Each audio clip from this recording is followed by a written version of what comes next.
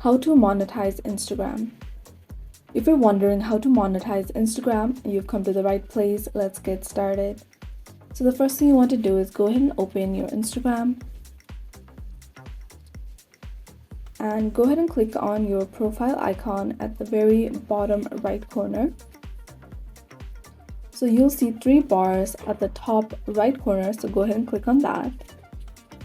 And you'll see settings at the very top option, so click on that.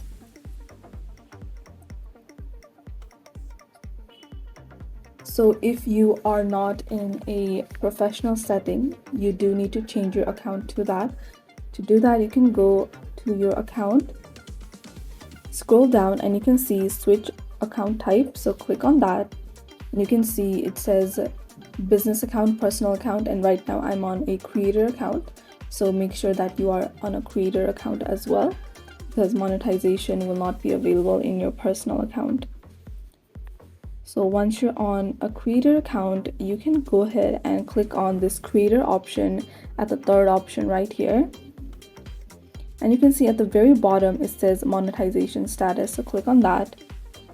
And once you have switched to the creator account, you can see it says that you are eligible for monetization. So that is how to monetize Instagram.